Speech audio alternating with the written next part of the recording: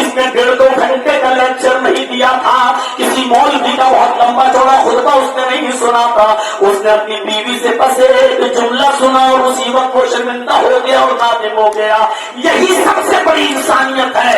گناہ تو ہوگا انسان سے، اور جو گناہ نہ کرے پھر وہ انسان کہاں رہ گیا؟ میرے بھائیوں، گناہ نہ کرنے والی مخلوق تو فرشتے ہیں، فرشتوں کو اللہ نے گناہ کرنے کی صلاحیت دی ہی نہیں ہے، لیکن انسان ہو تو غلطی تو ہوگی۔ الحمدللہ نحمدہ ونستعینہ ونستغفرہ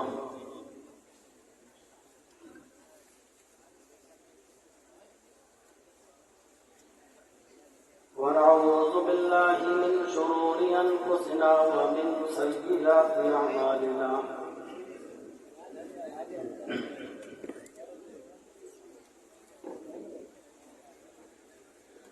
من يهده الله فلا مضل له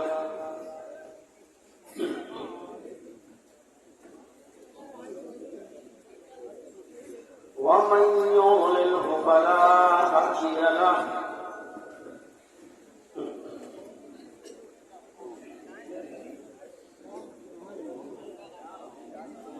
وأشهد أن لا إله إلا الله وحده لا شريك له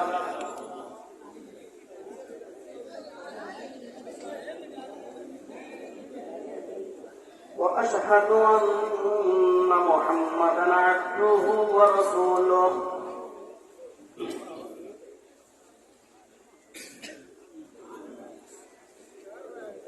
أما بعد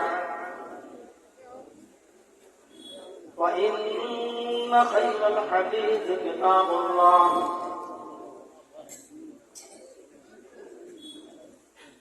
وخير الهدي هدي محمد صلى الله عليه وسلم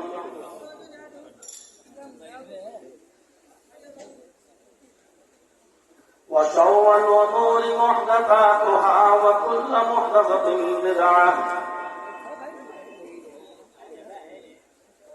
وكل بدعة ضلالة وكل ضلالة في النار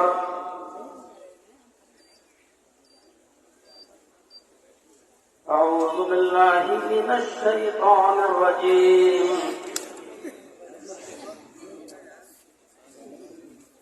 بسم الله الرحمن الرحيم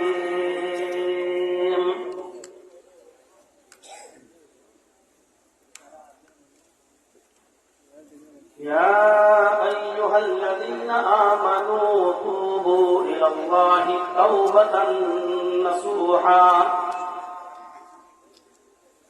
عسى ربكم أن يكفر عنكم سيئاتكم ويدخلكم جنات تجري من تحتها الأنهار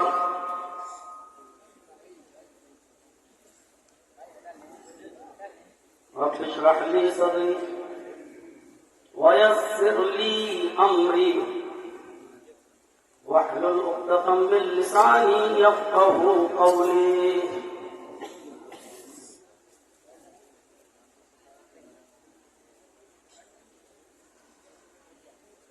اسٹیج پر تشریف فرما معطر علماء کرام، بالخصوص ہمارے فاضل دوست فضیلت الشیخ دکتور عبدالغفار سلفی حفظہ اللہ، اور بالخصوص عبداللہ عثمانی ایڈوکیٹ، جنہوں نے بار بار کال کر کے اور فون کر کے اس آزاد پارک کے لیے پریسر بنا کر اپنا حق جتا کر یہاں کے پروگرام کی تاریخ لی، اور ہمارے اسٹیج پر اس علاقے کے وہ معزز احباب جو تشریف فرما ہیں، جو کسی نہ کسی پوسٹ پر ہوں، عہدے پر ہوں، یا اس علاقے کی فاضل اور عزت دار شخصیات ہیں وہ سب، اور آپ لوگوں کا یہ جمع غفیر جو پھیلا ہوا ہے تاحد نگاہ، کہ ہم جیسے لوگوں کو بھی بڑی مشکل سے اسٹیج تک پہنچنا پڑے، اور کوئی گلی اور کوئی اس گلی کا کونا آپ کے وجود سے خالی نہ ہو، یہ اس بات کی علامت ہے اور دلیل ہے کہ آپ کے دلوں میں علماء کی محبت ابھی بیٹھی ہوئی ہے، اور کتاب و سنت پر مبنی باتیں سننے کا شوق ابھی بھی ہمارے اندر موجود ہے۔ ہم سننے کے بہت زیادہ شوقین ہیں، اللہ کرے کہ اس سے زیادہ ہم عمل کے بھی شوقین بنیں۔ وہ سب سامعین حضرات اور اس اجلاس کے ارد گرد مکانات پر اور ان کی چھتوں پر سوار ہماری وہ ماں بہنیں، جن کے لیے شاید کوئی مخصوص علیحدہ انتظام تو نہ ہو سکا ہو، لیکن انہوں نے آس پاس کے گھروں میں اپنا ڈیرا جما لیا ہو اور سننے کے لیے آئی ہو، ہماری معزز ماں اور بہنوں، قوم و ملت کے لائق پر نوجوانوں اور مستقبل کے ہونہار عزیز بچوں، یہ جانتا ہوں کہ ایک لمبی مدت کے بعد اس آزاد پارک میں مجھے خطاب کرنے کا موقع مل رہا ہے۔ جن نوجوانوں نے بڑھ چڑھ کر حصہ لیا پروگرام کو کرانے میں، علماء کے انتخاب میں، اللہ تبارک و تعالیٰ سے دعا ہے کہ اللہ رب العالمین آپ کے حوصلوں میں، آپ کے رزق میں برکت عطا فرمائے، آپ کو دن دونی اور رات چوگنی ترقی عطا فرمائے، اور آپ کے اس متعین کردہ اجلاس کو کامیابی عطا فرمائے۔ جلسے بہت ہوتے ہیں اور ہم لوگ جانتے ہی ہیں، جلسوں میں شرکت ہوتی ہے اس سے اندازہ ہے کہ جلسوں میں کرنے میں اور کرانے میں کتنا شوق بھی عوام کے اندر موجود ہے۔ سوشل میڈیا پر ہم لوگ بہت سی تحریریں ایسی بھی پڑھتے ہیں کہ ان جلسوں کا کوئی فائدہ نہیں ہے،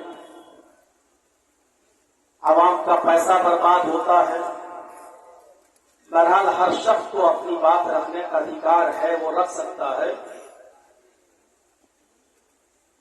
لیکن میں ایسے جلسے بھی جانتا ہوں کہ جن جلسوں میں ایک دو نہیں بلکہ سینکڑوں افراد اپنا عقیدہ چینج کر دیتے ہیں، غلط مسائل پر جو عمل کر رہے ہوتے ہیں اس کو بھی چھوڑ دیتے ہیں، اور انہی اجلاس کے بہانے ان کو صراط مستقیم مل جاتا ہے، اور ایسی بیسیوں مثالیں ہمارے سامنے ہیں۔ لیکن ہاں، ان تمام چیزوں کے باوجود میں اتنا کہہ سکتا ہوں کہ جلسے تو ہو رہے ہیں، لیکن جتنا نتیجہ نکلنا چاہیے اور جتنا خاطر خواہ فائدہ ہونا چاہیے وہ نظر نہیں آتا۔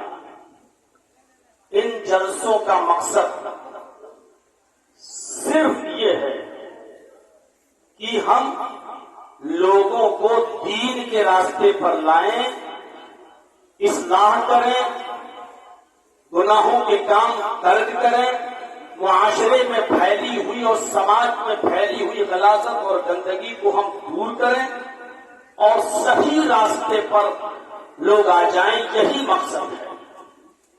اور لوگ جو کام کرتے ہیں اس فیلڈ میں وہ اپنے نام بھی رکھ لیتے ہیں، تنظیمیں بھی بناتے ہیں، تحریکیں بھی چلتی ہیں۔ کوئی نام رکھ لیتا ہے تنظیم امر بالمعروف والنہی عن المنکر، کوئی نام رکھ لیتا ہے تحریک یا تنظیم اصلاح المسلمین، کوئی نام رکھ لیتا ہے تحریک اصلاحی، کوئی نام رکھ لیتا ہے تبلیغی جماعت۔ الغرض جتنے بھی ہم نے نام گنائے ہیں سب کا مقصد یہی ہے، چاہے وہ امر بالمعروف کے نام سے کوئی تنظیم کام کر رہی ہو، یا تبلیغی جماعت کے نام سے، یا اصلاح المسلمین کے نام سے، یا تحریک اصلاحی کے نام سے، یا اور کسی نام سے، سب کا مقصد یہی ہے کہ لوگوں کے اندر اصلاح پیدا ہو جائے، سب راہ راست پر آ جائیں۔ لیکن ہم قرآن کریم کی اس ایک آیت پر غور کر لیں تو اصلاح کا راستہ ہمیں خود مل جاتا ہے۔ نتیجہ یہ نکلتا ہے کہ ہم دوسروں کی اصلاح تو کرتے ہیں اور لیکچر بھی دیتے ہیں، شراب چھوڑو، جوا چھوڑو، جہیز کی لعنت ختم کرو، یہ سب کچھ باتیں ہوتی ہیں، لیکن ہمیں دوسروں سے امیدیں ہوتی ہیں کہ یہ گناہ کے کام اور سماج میں پھیلی ہوئی برائیوں کو یہ ترک کر دیں گے۔ لیکن جب بات ہم جیسے علماء کو اور ہم جیسے ذمہ داروں کو اپنی بیٹی کی شادی کی آتی ہے تو ہم اپنی بیٹی کو جہیز دیں گے، تقریروں میں ہم بارات کے سسٹم کو ختم کرنے کا لیکچر دیں گے، لیکن مولانا جرچیز کے بیٹے کا جب نکاح ہوگا تو ہم اپنے بیٹے کی شادی میں ہم بارات لے کر جائیں گے۔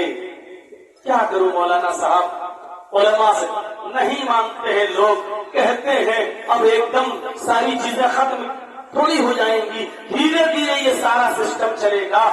تقریریں کرتے ہوئے 20، 22، 25 سال کا عرصہ گزر گیا اور 25 سال کے بعد یہی سننے کو مل رہا ہے کہ دھیرے دھیرے لوگ راستے پہ آئیں گے۔ جو ہم نے 25 سال پہلے سنتے تھے وہی آج بھی سن رہے ہیں کہ دھیرے دھیرے عوام صحیح راستے پہ آئے گی۔ آپ بیک وقت ختم کرانا چاہتے ہیں تو نہیں ہوگی۔ قرآن کریم نے ہماری کمزور نبض پر ہاتھ رکھتے ہوئے فرمایا تم دوسروں کی اصلاح کرنا چاہتے ہو؟ نہیں، یا ایھا الذین آمنوا علیکم انفسکم لا یضرکم من ضل اذا اہتدیتم۔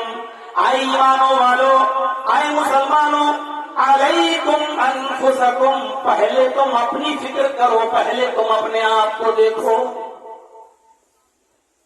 ہر جلسے میں سماج کی برائیوں کا تذکرہ تو ہوتا ہے، لیکن جب ہم سے کہا جائے کہ اس برائی کے سلسلے کو آپ ختم کریے تو ہم کرنے کے لیے تیار نہیں ہوتے ہیں۔ قرآن کریم نے کہا ہر انسان اپنی فکر خود کرنے لگے، ہر انسان اپنی اصلاح خود کرنے لگے اور اپنی فکر کرنے لگے تو سماج اور معاشرے میں پھیلی ہوئی ساری برائیاں ختم ہو جائیں۔ جمعے کے خطبے میں کچھ لوگ بولنے لگے، یہ بول رہے وہ بولے، جبکہ حدیث ہے کہ اگر کوئی شخص بول رہا ہے تو اس کو بھی منع مت، کچھ مت بولو، بول رہا ہے تو اس کو یہ بھی مت کہو کہ خاموش ہو جاؤ، نہیں، کیونکہ وہ تو بول ہی رہا ہے اور آپ اس سے کہو کہ خاموش ہو جاؤ تو دو لوگوں کی آواز ہے، آپ کی آواز سن کر تیسرا کہے گا مولانا صاحب آپ بھی خاموش ہو جائیے، چوتھا ادھر، تو اور زیادہ ہنگامہ ہوگا۔ جب ہر آدمی خاموشی اختیار کر لے گا، ہم خود چپ ہو جائیں گے، ہم خود خاموش ہو جائیں گے تو اپنے آپ خاموشی طاری ہو جائے گی۔ اس لیے کہا یا ایھا الذین آمنوا علیکم انفسکم، اے ایمانوں والو پہلے تم اپنی فکر کرو، ہر انسان اپنی فکر کر لے۔ حضرت حذیفہ رضی اللہ تعالیٰ عنہ کو اللہ کے نبی جناب محمد رسول اللہ صلی اللہ علیہ وسلم نے مدینہ میں بلایا اور اپنے قریب کرنے کے بعد فرمایا اے حذیفہ میں تمہیں ایک لسٹ دے رہا ہوں، اس کے اندر مدینے میں جتنے منافق ہیں ان کے نام ہیں. اس لسٹ میں میں نے مدینے کے منافقوں کا نام درج کیا ہے، لیکن میں تمہیں راستار سمجھتا ہوں اور راستار بنا رہا ہوں. اے حذیفہ، اس راز کو راز ہی رہنے دینا. دیکھو میں نے تمہارے اوپر بھروسہ کیا ہے، میں نے تمہیں رازدار بنایا ہے. اے حذیفہ، یہ راز کسی کو معلوم نہیں ہونا چاہیے کہ اس لسٹ میں کن لوگوں کے نام ہے. پتہ نہیں اللہ تعالیٰ ان کو کب ہدایت دے دے اور وہ توبہ کر لیں اور اللہ ان کی مغفرت فرما دے. لیکن اس لسٹ میں جو نام ہے وہ صرف تمہیں معلوم ہونا چاہیے، کسی کو بھی پتہ نہیں چلنا چاہیے کہ اس لسٹ میں مدینے کے کن منافقوں کے نام ہیں. حضرت حذیفہ نے اس لسٹ کو اپنے پاس رکھا، ناموں کو پڑھا اور اپنی پوری زندگی اس لسٹ کو دیکھنے کے بعد کسی کو بتایا نہیں کہ اس لسٹ میں کتنے لوگوں کے نام ہیں، کون منافق ہے. لوگ آتے تھے پوچھتے تھے کہ حذیفہ کیا لسٹ ہے، اس لسٹ میں کن لوگوں کے نام ہیں. حذیفہ کہہ دیا کرتے تھے سوری، جو رازدار اللہ کے نبی نے مجھے بنایا اور میرے اوپر اتنا بھروسہ کیا، میں اپنی زندگی میں نبی اکرم کے اس راز کو فاش نہیں کر سکتا. اب لوگوں کو تجسس ہو گیا، شوق ہوا کہ ہم کیسے پتہ لگائیں کہ کون منافق ہے کون نہیں. اور حضرت حذیفہ تو بیچارے بتاتے ہی نہیں، اور یہ نبی کا راز کیوں بتانے لگے. نبی نے سختی کے ساتھ منع کیا ہے بتانے کے لیے. تو دیکھتے تھے مدینے کے لوگ، کسی کا انتقال جب ہو جاتا تھا مدینے میں تو لوگوں کی نظر اس انتقال شدہ آدمی پر نہیں ہوتی تھی، اس مرنے والے پر نہیں ہوتی تھی، جو انتقال کر گیا اس پر نہیں ہوتی تھی. اس کے جنازے میں وہ لوگ یہ دیکھا کرتے تھے کہ حضرت حذیفہ آئے ہیں یا نہیں آئے ہیں. اگر حضرت حذیفہ آئے ہیں تو سمجھا جاتا تھا کہ مرنے والے کا جنازہ مومن کا جنازہ ہے، اور اگر مرنے والے کے جنازے میں حضرت حذیفہ شامل نہیں ہوئے تو سمجھا جاتا تھا کہ مرنے والا منافق ہے. یہ لوگ اب اپنے دماغ سے سوچنے لگے کہ حذیفہ اس لیے نہیں آئے کہ مرنے والے کا نام لسٹ پڑا ہوگا اور اس منافق کا انتقال ہوا اس لیے نہیں آئے. میرے پیارے ساتھیوں، لوگ انتقال کے موقع پر دیکھنے لگے کہ حذیفہ شریف ہو رہے ہیں یا نہیں ہو رہے ہیں. اگر ہوتے تھے تو سمجھا جاتا تھا کہ مرنے والا مومن، اور نہیں ہوتے تھے تو سمجھا جاتا تھا کہ مرنے والا منافق. ایسے ہی محمد رسول اللہ اس دنیا سے چل بسے، اللہ کو پیارے ہو گئے. کچھ عرصے کے بعد حضرت عمر فاروق رضی اللہ تعالیٰ عنہ نے حضرت حذیفہ کی دعوت دی کہ آؤ آج تمہاری دعوت ہے میرے یہاں.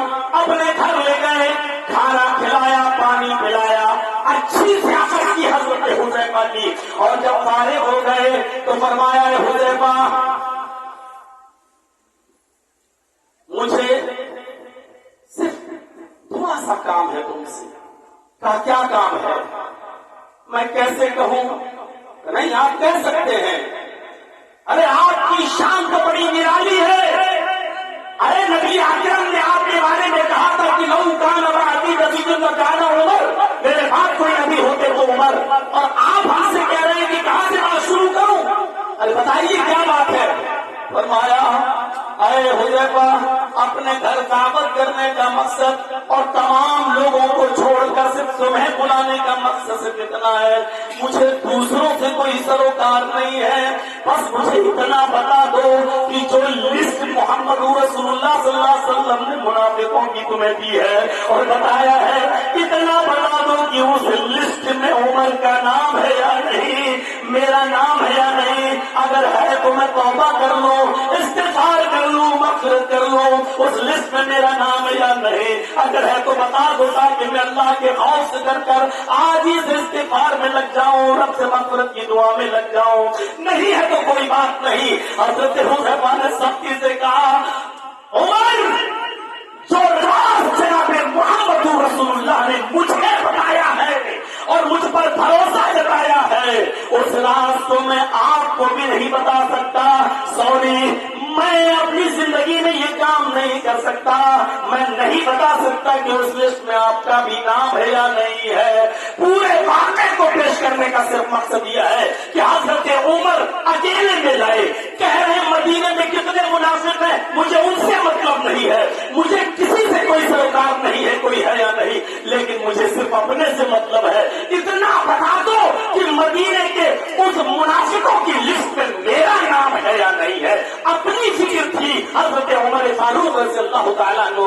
इसी तरीके से हर शख्स, हर इंसान, हर मुसलमान अपनी फिक्र खुद कर ले, अपने समाज में इस्लाह हो जाएगी। मुआशरे के अंदर आप देख लीजिएगा नेकियों की गंगा बहने लगेगी और बुराइयां अपने मुआशरे से खुद ब खुद खत्म होती चली जाएंगी। तो मेरे प्यारे साथियों, जरा गौर कीजिए, हजरत उमर फारूक ने बता दिया मुझे अपनी फिक्र है, हम पहले अपने आप की इस्लाह कर लें। बताओ अगर नाम है तो मैं आज ही से तौबा करूं, इस्तिग़फ़ार करूं और मैं किसी को नहीं बताऊंगा कि हजरत हुज़ैफा ने मुझे बता दिया है, मैं किसी को नहीं बताऊंगा। लेकिन जिस पर नबी की नजर इंतखाब पड़ी हो कि ये शख्स राजदारी को राजदारी में रहने देगा, किसी को नहीं बताएगा, वो राजदार हजरत उमर से भी कह रहा है सॉरी, मैं आपको भी नहीं बता सकता, मैं नबी अकरम के तवक्कुल और भरोसे को नहीं तोड़ सकता।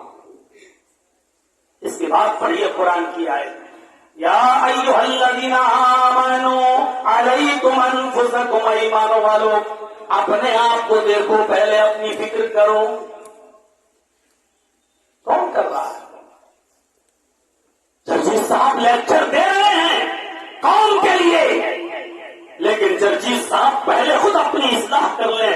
इतने बड़े मजमे में लेक्चर की जरूरत ही नहीं पड़ेगी। हमको देखकर दुनिया खुद ब खुद अपने अंदर चेंजिंग लाने की कोशिश करेगी। और यही कहा था महात्मा गांधी ने, क्यों तुम बोरिया बिस्तर उठाकर इधर से उधर, उधर से इधर जाते हो, इस शहर से उस शहर जाते हो, सिर्फ अपने अंदर जनाब मोहम्मद रसूलुल्लाह का कैरेक्टर, अपने अंदर नबी अकरम का अखलाक, अपने अंदर नबी अकरम का किरदार पैदा कर लो।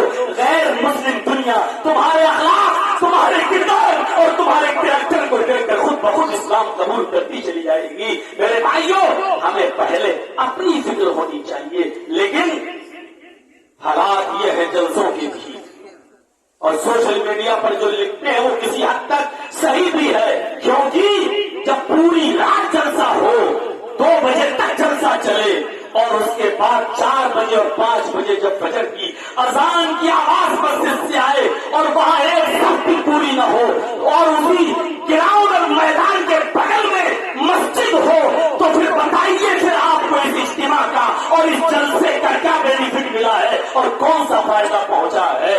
मेरे भाइयों, तलस्सुस के लिए और लुत्फ हासिल करने के लिए हम जलसा करते भी हैं, कराते भी हैं और सुनते भी हैं और सुनाते भी हैं। यही एक सूरत हाल हो गई है। मेडिकल साइंस की जबान में एक बीमारी है जिसका नाम है डायरिया। आपने सुना होगा डायरिया बीमारी। क्या होता है? लूज मोशन, पानी की तरह बिल्कुल पतले मोशन और बार बार होना, क्योंकि आपका निजामे हजम फेल हो जाता है, आपका लीवर काम करना बंद कर देता है। आप जो कुछ भी खा रहे हैं मुंह के रास्ते से निजामे हजम उस पर वो पूरा नहीं कर पाता है लीवर काम, और वो चीज आपके जिस्म में नहीं लगती है, न खून बनाती है, न ताकत पैदा करती है, बल्कि वही पानी में मिलकर लूज मोशन की शक्ल में दूसरे रास्ते से बाहर आ जाती है। इस चीज का नाम है डायरिया। आपने खाया लेकिन आपके जिस्म को नहीं लग रहा है, आपको ताकत नहीं पहुंचा रहा है, वो ग़िज़ा पहुंचा रही है, और न ही आपके जिस्म में खून बन रहा है, बल्कि दूसरे रास्ते से बाहर। यही जलसों का हाल हो चुका है। हमें कानों का डायरिया हो चुका है।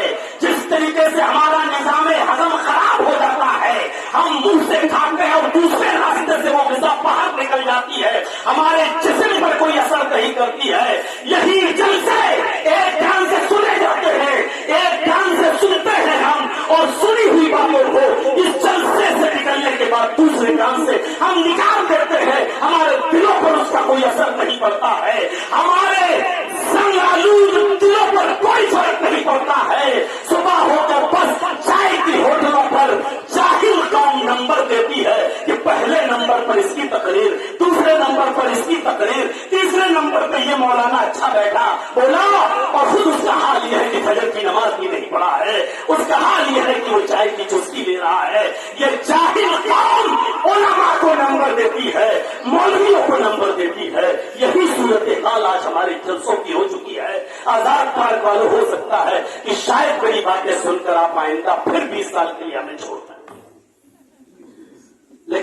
حقیقت ہے، سننا ہے تو سننا تو پڑے گی۔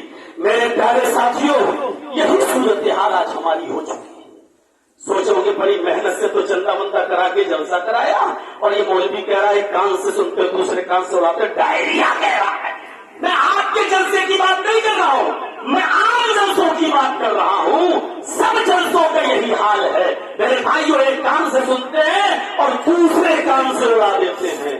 یا پھر یہ کہیے کہ اتنی تقریریں اور اتنے جلسے سن چکے ہیں جرجی صاحب آپ کے، ڈاکٹر عبدالغفار صاحب کے، کہ اب کان بھی ہمارے سن ہو چکے ہیں۔ تم نہیں آتے ہو تو یوٹیوب پہ سنتا ہوں، سوتے وقت سنتے ہیں، یہ سنتے ہیں جیسے کوئی آدمی فور ویلر پہ جا رہا تھا اور سامنے کا آدمی بیچارہ گاڑی کے آگے آگے چل رہا تھا، ڈرائیور ہارن دے رہا تھا، تو بیچارہ آگے سے ہٹ ہی نہیں رہا ہے، اس نے دوبارہ ہارن دیا، وہ بیچارہ آگے ہٹ ہی نہیں رہا ہے، وہ ہٹتا ہی نہیں ہے۔ ڈرائیور نے 10 12 15 مرتبہ ہارن دیا، لیکن آگے چلنے والا آدمی ٹس سے مسیح نہیں ہو رہا ہے۔ ڈرائیور کو غصہ آیا، کمینہ سنا ہی نہیں دے رہا ہے، نکلا اپنی گاڑی سے، اترا اور چلنے والے آگے چلنے والے آدمی کو پاروں کا ایک تھپڑ رسید کر دیا۔ اس نے کہا کیوں مارا، کیا ہوا؟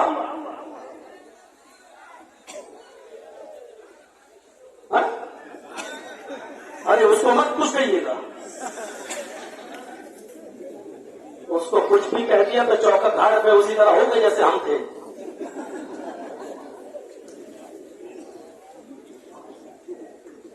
تو میرے بھائیوں نکلا اور اس نے ایک تھپڑ رسید کر دیا۔ اس نے کہا بھیا مجھے کیوں مارا؟ تو میں کب سے ہارن دے رہا ہوں، پاؤں پاؤں کر رہا ہوں، اور تو ہٹتا ہی نہیں ہے سامنے سے۔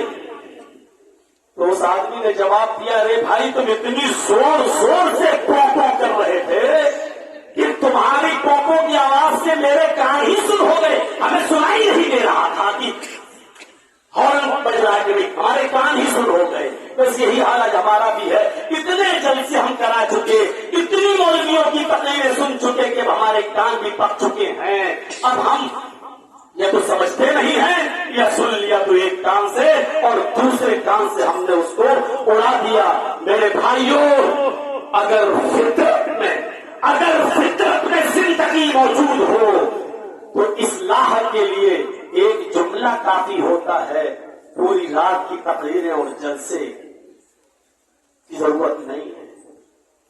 ایک رکشہ چلانے والا رکشہ چلاتا تھا، غریب تھا، صبح سے شام تک رکشہ چلایا، شام کو گھر پہنچا، بیوی بھوک لگی ہے، محنت کرتا ہوں، رکشہ چلاتا ہوں، کھانا لاؤ، اور بیوی نے اس کے سامنے ارہر کی دال رکھ دی، بلا بگاری ہوئی، نہ گھی نہ چھونکا لگا ہے، کچھ بلا بھکاری ہوئی دال اس کو دے دی سامنے۔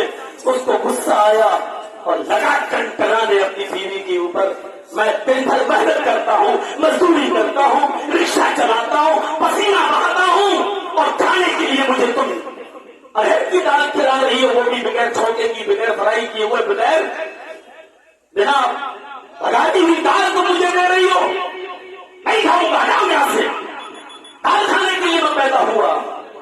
بیوی سمجھدار تھی، نیک تھی، اس نے ہمیں جیسے مولویوں کی تقریریں سن رکھی تھی۔ اس نے کہا میرے پیارے شوہر، غصہ ہونے کی ضرورت نہیں ہے، اللہ کا رزق ہے، اس کو دھتکارنے کی ضرورت نہیں ہے، اس اللہ کا شکر ادا کرو جو تمہیں کھانے کے لیے دال بھی مل رہی ہے اور روزانہ تمہیں وقت پر مل جاتی ہے، کسی دن ناکا نہیں ہوتا۔ کیا تم نے جناب محمد رسول اللہ کی زندگی کے حالات نہیں سنے؟ ان کی بیوی حضرت عائشہ فرماتی ہیں، بخاری کی روایت ہے کہ میرا نکاح جب نبی اکرم سے ہوا اور جب رخصتی ہوئی تو میری عمر تھی 9 سال، اور جب میں 18 سال کی ہوئی تو میرے شوہر کا انتقال ہو گیا۔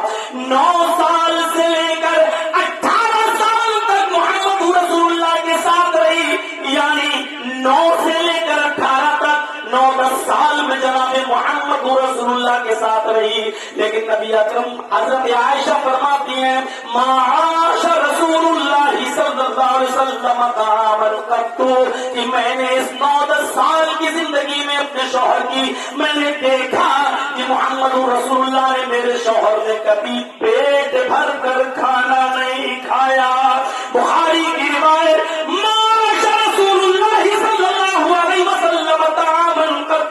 मैंने अपनी पूरी जिंदगी में जब तक नबी के साथ रही मैंने अपने शौहर को पेट भर के खाना नहीं खाया।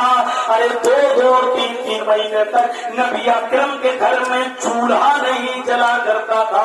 अल्लाह का शुक्र अदा करो तुम्हें तो अरहर की दाल भी मिल जाती है, वो भी वक्त पर। शौहर भी ना शुक्रा नहीं था, थोड़ा सा तंग आ गया था, मेहनत है करूं और मिले अरहर की दाल। लेकिन जब उसने अपनी बीवी से ये बात सुनी तो बहुत शर्मिंदा हुआ, उठा और अपनी बीवी की पेशानी का बोसा देकर कहता है, अल्लाह तुम्हें जज़ाए खैर दे, जिस तरीके से तुमने मेरी रहनुमाई फरमाई नबी की सीरत और नमूना पेश करने के बाद मैं फौरन खाता हूँ और अल्लाह का शुक्र अदा करता हूँ कि हमारे नबी के घर में तो चूल्हा भी नहीं चलता था 2 3 महीने, लेकिन अल्लाह मुझे कम से कम अरहर की दाल तो दे रहा है। इस रिक्शा चलाने वाले के सामने मौलवी जर्जीस ने 1.5-2 घंटे का लेक्चर नहीं दिया था, किसी मौलवी का बहुत लंबा चौड़ा खुतबा उसने नहीं सुना था। उसने अपनी बीवी से बस एक जुमला सुना और उसी वक्त वो शर्मिंदा हो गया और नादिम हो गया। यही सबसे बड़ी इंसानियत है। गुनाह तो होगा इंसान से, और जो गुनाह न करे फिर वो इंसान कहाँ रह गया। मेरे भाइयों, गुनाह न करने वाली मखलूक तो फरिश्ते हैं, फरिश्तों को अल्लाह ने गुनाह करने की सलाहियत दी ही नहीं है, लेकिन इंसान हो तो गलती तो होगी। आएंगे बात यार, अभी चलूंगा उस तरफ में मेरे भाइयों, लेकिन इंसान हो तो खताएं और गलती तो होगी। लेकिन मेरे भाइयों जरा गौर करो, मैं कहना क्या चाह रहा था कि उसके सामने सिर्फ एक नसीहत की गई और उसके अंदर सुधार पैदा हो गया। तो जरूरी नहीं कि सुधार के लिए लंबे लंबे इज्तिमात हो, इजलास हो, तकरीरें हो। अगर फितरत में जिंदगी बाकी है तो एक जुमला ही इंसान की इस्लाह के लिए काफी होता है, और वो घर के अफराद भी समझा सकते हैं, आपकी बीवी भी आपको नसीहत कर सकती है और शौहर भी अपनी बीवी को समझा सकता है। साहब आ गए, हमारे पड़ोस में रहने वाली उस औरत को देखो, ईद के दिन अलग कपड़ा पहनती है, ईद के दूसरे दिन दूसरा सूट पहनती है, तीसरे दिन तीसरा सूट पहनती है, चौथे दिन चौथा। 8 दिन मनाई जाती है ईद, पता नहीं। मऊ में जब मैं जाया करता था तो सुना है कि यहाँ 8 दिन तक काम नहीं होते और 8 दिन तक ईद मनती है। मेरे भाइयों, आपके यहाँ कितने दिन मनती है मुझे नहीं मालूम, लेकिन बीवी अगर ये कह रही है तो उसको कल वाला वाक्या सुनाओ। और शौहर भी बड़े प्यार से अपनी बीवी को बता सकता है कि हजरत आयशा फरमाती है कि मेरे पास कहीं से छींट का कपड़ा आ गया, मैंने उस तोहफे में आया, मैंने उसको संभाल कर रख लिया। लेकिन हालात ये थे कि जब कोई बाप अपनी बेटी की शादी करता था या कोई भाई अपनी बहन की शादी करता था तो हजरत आयशा फरमाती है कि वो बाप या भाई मेरे घर आता था और हमसे वो छींट का कपड़ा उधार लेकर जाया करता था कि आए अम्मा आयशा मुझे ये कपड़ा दे दो, मैं अपनी बहन को विदा करूंगा, मैं अपनी बेटी की रुखसती करूंगा और दूसरे दिन ये कपड़ा मैं वापस कर दूंगा। दुल्हन बनाने के लिए हजरत आयशा फरमाती है कि मेरे घर से वो कपड़ा ले जाया करते थे और अपनी बेटी बहन की रुखसती के बाद वो छींट का कपड़ा मुझे दे जाया करते थे। आज वो जमाना आ गया, हजरत आयशा फरमाती है अब जमाने ने इतनी तरक्की कर ली, अब हालात ये हो गए कि अब वो छींट का कपड़ा कोई लेने नहीं आता, और लेना तो छोड़ो, वो छींट का कपड़ा अगर मैं अपनी बाती को, अपनी खातिमा को, अपनी नौकरानी को, अपने घर में काम करने वाली को देती हूँ तो वो भी नाक और मुंह चढ़ाती है और कहती है कि मैं ये कपड़ा पहनूंगी, मुझे ये कपड़ा दे रही हो।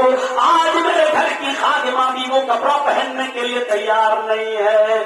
इस अंदाज से शौहर भी अपनी बीवी को समझा सकता है कि देखो एक ही कपड़े को भाई भी ले जा रहा है बहन की रुखसती के लिए और बाप भी ले जा रहा बेटी की रुखसती के लिए। अरे कम से कम अल्लाह ने तुम्हें ईद के दिन एक कपड़ा तो दिया है नया पहनने के लिए, जरूरी नहीं कि तुम ईद की बासी का अलग कपड़ा लो और ईद के तीसरे दिन का अलग और चौथे दिन का अलग। शौहर भी चाहे तो बहुत आसानी के साथ समझा सकता है, और ये बात जो दिल पे असर करेगी मेरे भाइयों, वो जलसों और जुलूस की बात इतनी ज्यादा असर नहीं करेगी जो आप तन्हाई में और अकेले में जो आप समझाएंगे वो असर करेगी। फिक्रत में जिंदगी हो बात कर रहा था, तो एक ही जुमला काफी होता है इंसान की इस्लाह के लिए। आपने हमीदुद्दीन अबुल हाकिम कुरैशी का नाम सुना होगा। कीज और मकरान के हुक्मरान थे। अपने बाप बहाउद्दीन के इंतकाल के बाद इनको हुक्मरानी मिली। हमीदुद्दीन अबुल हाकिम कुरैशी ने 21 साल तक हुकूमत चलाई कीज और मकरान के इलाके में। कितने साल? 21 साल। बड़े रोबो तत्वे के साथ, बड़े ही चाहो चरार के साथ। जिस शहर में ये अपनी दारुल हुकूमत बनाए हुए थे, राजधानी कैपिटल, उसी शहर के अंदर इनका एक बाग था। सुनिएगा, बड़ा दिलचस्प वाक़या सुना रहा हूं। उसी शहर में इनका बड़ा खूबसूरत बाग था और उस बाग के अंदर इनकी एक लौंडी रहा करती थी। ये आराम करने के लिए हमीदुद्दीन अबुल हाकिम कुरैशी उस बाग में जाया करते थे और इनकी लौंडी इनके लिए नर्म और नाजुक बिस्तर बिछा दिया करती थी। लौंडी एक दिन हमीदुद्दीन अबुल हाकिम कुरैशी उसी शहर के अंदर जाते हैं और उसी बाग में, जो इनका अपना जाती बाग था, उस बाग में दाखिल हुए। उनकी लौंडी ने बिस्तर बिछा रखा था कि आज हमारे मालिक आएंगे, आका आएंगे। लेकिन बिस्तर बिछाने के बाद उनकी लौंडी ने देखा, सोचा कि देखे हुक्मरानों के बिस्तर कैसे होते हैं, हम तो कभी इस बिस्तर पर लेटे नहीं, सोए नहीं, लेकिन आज देखें कि हाकिम का बिस्तर कैसा होता है, इस पर कितना सुकून मिलता है। ऐसी वो लेट गई और थोड़ी देर के लिए उसने आंखें बंद करके एहसास करना चाहा कि देखें सोने के बाद इस पर कितना आराम मिलता है। उसने आंखें बंद की कि उसको नींद आ गई। अभी देर में आएंगे, चलो थोड़ा सा लेट कर देखते हैं कि कितना सुकून दे बिस्तर है।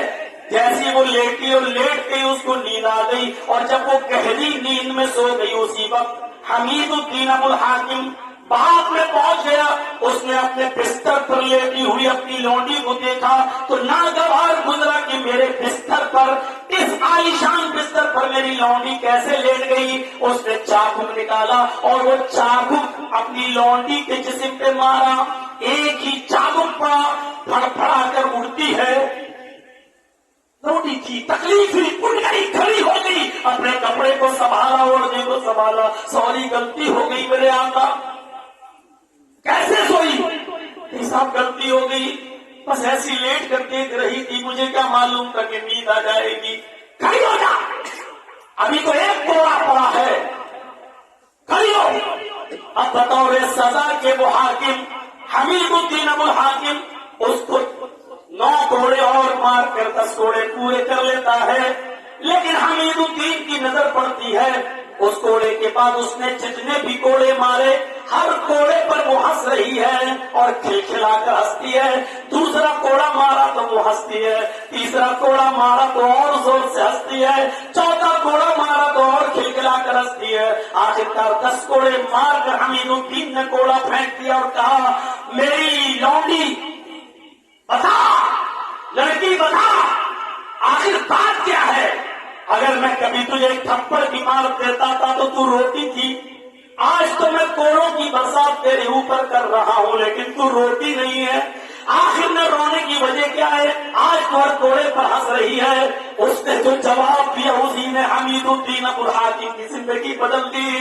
वो लौंडी हंसते हुए चीख कर कहती है, मेरे आका, आज मैं सिर्फ इस बात पर हंस रही हूँ, ये देख कर हंस रही हूँ, ये सोच कर मैं हंस रही हूँ कि एक हाकिम के इस आरामदेह बिस्तर पर थोड़ी देर के लिए एक मामूली लड़की सो गई, एक लौंडी सो गई, तो तेरी अदालत में उसकी ये सजा है जो उसको पूरी पूरी ताकत से तू उसके ऊपर कोड़े कोड़े बरसा रहा है, कोड़े मार रहा है। जब थोड़ी سزا تیری عدالت میں یہ ہے میری، تو میں یہ سوچتی ہوں کہ اللہ کی عدالت میں اس آدمی کی کیا سزا ہوگی جو پوری زندگی اس آرام کے بستر پر سوتا ہے، آرام سے سو رہا ہے۔ اس شخص کی یعنی تیری سزا اس اللہ کی عدالت میں کیا ہوگی جب تھوڑی دیر کے لیے، چند لمحوں کے لیے تیرے بستر پر لیٹنے کے بعد جب تیری عدالت میں اتنے سے آرام کرنے کی سزا یہ ہے، تو تیری تو پوری زندگی عیش و آرام میں گزر گئی، تو اللہ کی عدالت میں تیری سزا کیا ہوگی؟ حمید الدین ابو الحاکم نے چھوڑا، کوڑا پھینکا، اب دلونی کو آزاد کیا اور وہیں سے سلطنت کو ٹھکرایا، حکومت کو لات ماری اور علماء کی صحبت میں بیٹھ گیا، دعوت و تبلیغ کرتے کرتے ایک اچھا داعی اور مبلغ بن گیا۔ پھر اس نے سلطنت اور حکومت کی طرف پلٹ کر نہیں دیکھا۔ حمید الدین ابو الحاکم نے جمعے کے آدھے گھنٹے کا خطبہ نہیں سنا تھا، حمید الدین ابو الحاکم نے مولوی چرچیز کی طرح کسی مولوی کی 1.5-2 گھنٹے کی تقریر نہیں سنی تھی۔ میرے بھائیوں ذرا تصور کیجیے، آپ غور کیجیے، آپ کیا زندگی تھی، چل دیا وہیں سے، اپنی اصلاح کرنے لگا اور پھر اتنی اصلاح کی کہ سلطنت کو ٹھکرا کر لات مار دی گیا اور دعوت و تبلیغ کرتے کرتے ایک اچھا داعی اور مبلغ بن گیا، گمنامی کی زندگی گزاری۔ میرے بھائیوں، حکومت کو لات مار دی، اگر فطرت میں زندگی باقی ہو تو نصیحت کے لیے ایک جملہ کافی ہوتا ہے۔